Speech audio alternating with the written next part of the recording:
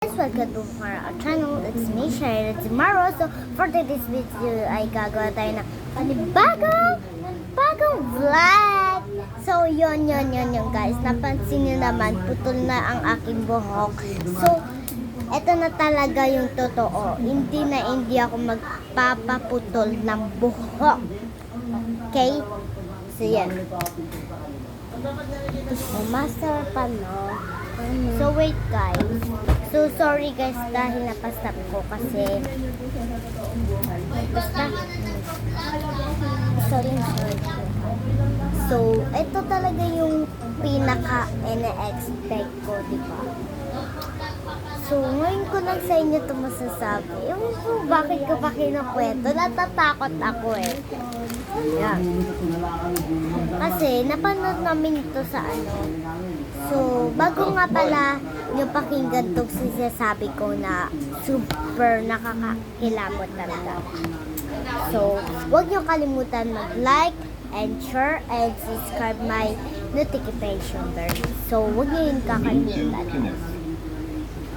Yun nga lang masyadong ma-starbo kasi marami naman. So, start na natin. Huwag na natin ito patagalin. Let's go! Ha! Yan. So, ikikwento ko to sa inyo. Ewan ko bakit ko nga kinukwento, guys. So, tuloy guys, pa-stop ako. Ito kasi, napanood namin to sa TikTok. Grabe sumikat siya. I'm sure naman napanood niyo yun. So, ewan ko kung napanood niyo. Mag-comment lang kayong napanood niyo yun. Ewan ko pang bakit yun kasi. Yung, nagtitiktok. Naggaganon yung ate ko, sabi niya, nasa cellphone siya. Yung opo ng cellphone. Nagaganon lang siya. Biglang, yung ginanon niya, dumarating yun. So, pinanood niya. So, istorya ko na lang sa inyo. Eto, nag-camping sila. Bakit? Nag-camping kasi sila ng, nag-camping sila. Yun, nag-camping sila. Nasa school sila nun nasa school sila.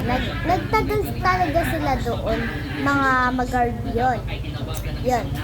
Sabi ng kaibigan nila, tara tayo sabi ng kaibigan nila, mag-CR lang ako Nag-CR siya. So, nagpakatapos siya naghihi, umalis siya.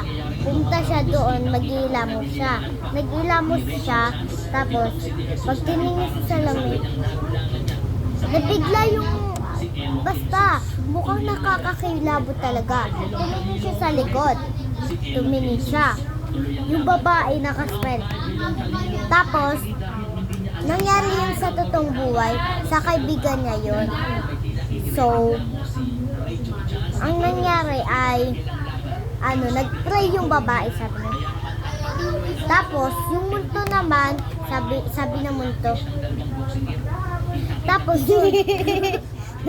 huwag ganun yung mas memorize na yung nila, parang basta yung pagsasabi nila, Santa Claus. Basta yung mga Christian, diba? Yun, nag-ano siya yun. Tapos ginagaya niya, tapos wala na magagawa yung babae. Tapos bigla na lang siyang sumigaw. Ah! So wait guys. Sorry guys kasi tinatawagan ako. Yan. Yeah! Natakot nga kami yun. Nakakakilabot. So panoorin ko na lang sa inyo. Eto siya guys. Panoorin. So basahin nyo pwede nyo yung pa-stop.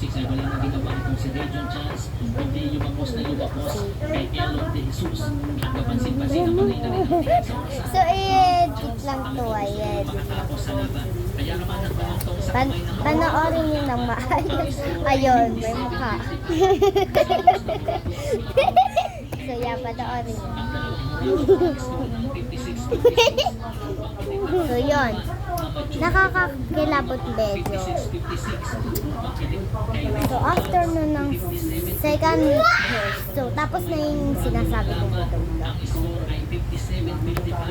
Eto, nakakakilabot to eh. Totoong nangyari sa akin to ba? Huwag kayong mag-comment na nakakatakot ah. Kasi naiiyak ako. Nagpa-prank lang yan. Pinicontest niya lang. Yan.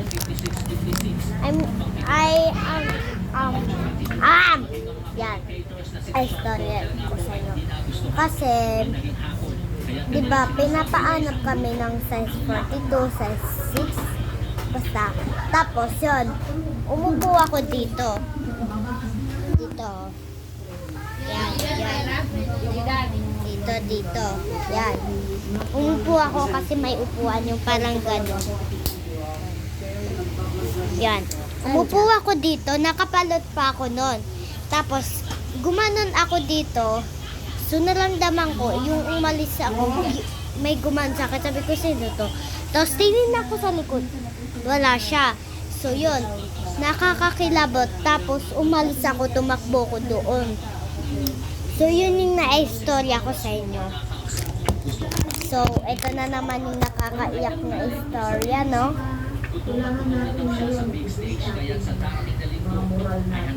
Ewan ko bakit ko ito sinasabi.